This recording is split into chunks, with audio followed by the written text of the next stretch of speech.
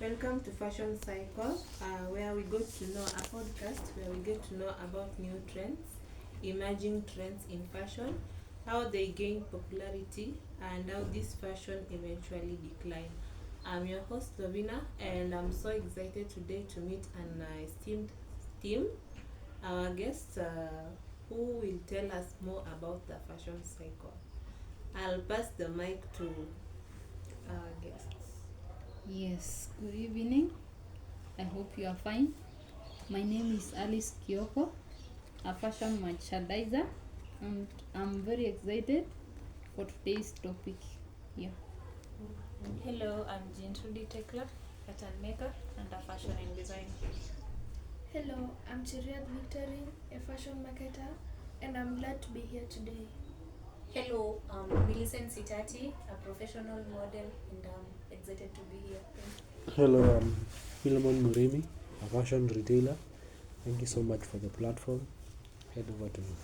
Thank you. Welcome all our visitors to our podcast today, and I'm so excited to know how this fashion cycle affect the industry, affect consumer behavior, and much that that you feel that our audience may want to know. So I think I'll start by Madam Alice to tell us about the fashion cycle. Yeah, in fashion cycle, there are several stages in whereby I'll tackle on introduction stage. In introduction stage, this is whereby a fashion designer comes up with different designs and styles where he or she makes a new design, and he or she knows that the fashion will trade easily and will be accepted by the customers. Yeah. Oh, fantastic! I like how you will explain the how the introduction stage in the fashion cycle. Yeah. So maybe I'll ask that what are some of the factors that influence fashion cycle? Yeah. Factors that influence fashion cycle may be celebrities or influencers. This is whereby when a fashion designer makes his or a garment, he might use a model or a celebrity where he might exhibit the design and trades globally. Thank you. Yeah. As Alice has said, the first stage is introduction. So after introduction, we have the rise, also called as growth, where after the design has been accepted into the market, now a lot of people begin to purchase it and get satisfied with it. That's hence it increases in demand. Yeah. Wow, fantastic! So I would hope to ask you a question, Madam Tekla. Yeah. So how does this trend spread through the fashion cycle? Well, after the styles have been purchased by most of the people, now people start to get interested. That is through social media. People see the newly trending styles, so people start getting interested and continue purchasing more styles and new designs coming. Okay, as my colleague has said, after the trend gains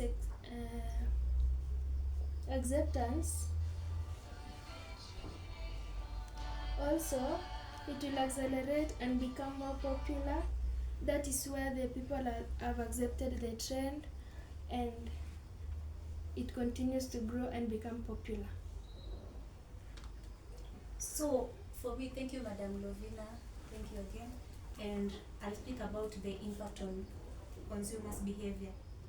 So, you see, Madam Lovina and the team, like these people see this fashion as people see fashion cycles as their role model. You see? So, and they want to copy their style because it's like fashionable, you see. Yeah. Yeah, and it's also for emotional spending, as people buy expensive clothes as a way to cope with their emotions. So I think I have a question to pose to Madam Victorine. Yes.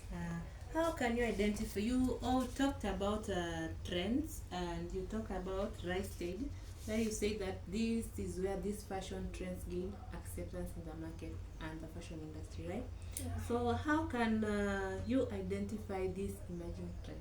Okay, you can identify the emerging trends by maybe tracking social media and influencers. As you know, influencers play a big role in the fashion industry. So when you track influencers, you'll get to know the new trends in the market and get to know what to maybe implement next. Yeah. Oh, that was a good answer to my question. At least I know how these I can identify emerging trends. So I'm coming to Mr. Philemon. Yes. Well, the emerging trends, for example, when it comes to, or maybe I refer back to everyone who has talked on this platform when it comes to the stages. In every stage, there must be a rise, there's the middle part, and there's a decline stage. And on the decline stage, the trend slowly and slowly comes to popularity and scales down into a common fashion experience to everyone. And how it can be interconnected to the emerging trends. I'll use an example when this time when it comes to politics, especially when the political stage comes to rise. There's always a particular theme, there's always a particular color for each political party where they used to as an identity to the year, or more to add to that to sell out their identity to everyone. And when that window comes to close or comes to shut down, slowly that fashion trend comes to an end, and now it becomes something which is common, something which is accepted, and something which is commonly known by everyone. And with that, I believe I can hand over back to our spokesperson. I'm Ms. getting Malvina. so much inspired by all of your remarkable points. So before we finish up, I would like to ask a question and pose it to anyone of us who would like to answer it. So why is the study of fashion cycle important for a designer? The study of fashion cycle is important because you'll be able to know what is marketable and what is in demand before producing your products. Yeah. Thank you. I'm getting the right response that I expected. So as we wind up, I'll take this opportunity to appreciate all our guests for making it here. For Madam Alice, Mr. Philemon, Madam Tekla, Madam Victorine, and Madam Millicent, I really appreciate you for giving up all your activities and having your time to come here. So we'll end by today's session. For my audience, thank you and welcome back to our next episode in the next podcast. Bye. Till next time. Bye. Bye. So See you.